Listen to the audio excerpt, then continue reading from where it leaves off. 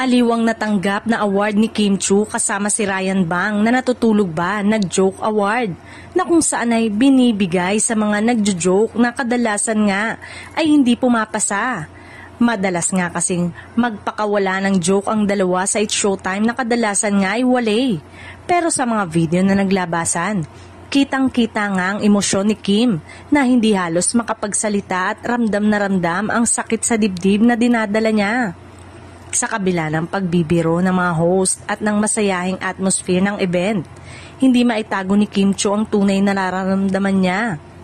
Habang tinatanggap niya ang award kasama si Ryan Bang, kapansin-pansin ang bigat ng bawat ngiti niya, pilit at ang pag-angat baba ng dibdib niya na tila pinipigilan ng pagpatak ng luha. Nang pagkakataon na niyang magsalita, hindi niya talaga makayanan.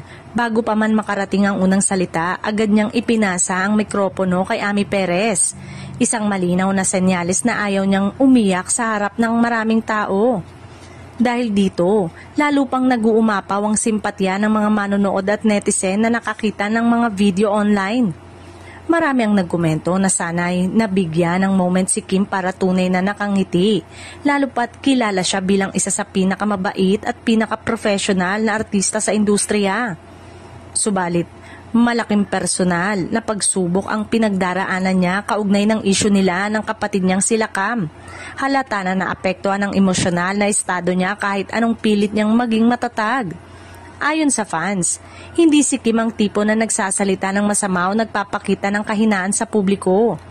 Kaya mas lalo silang nadurog makita siyang ganon tahimik, basa ang mga mata at walang lakas na magsalita. Komento pa ng iba, kahit nakangiti siya, iba ang mata ni Kim, may lungkot, may sakit. Sa huli, ipinakita pa rin ni Kim ang respeto sa event at sa mga kasama niya sa It's Showtime. Tumatayo ng diretso kahit mabigat ang dibdib. Isa na namang patunay kung gaano siya ka-professional at kung gaano niya pinipili pa rin ang kabaitan at pagiging graceful kahit nahihirapan.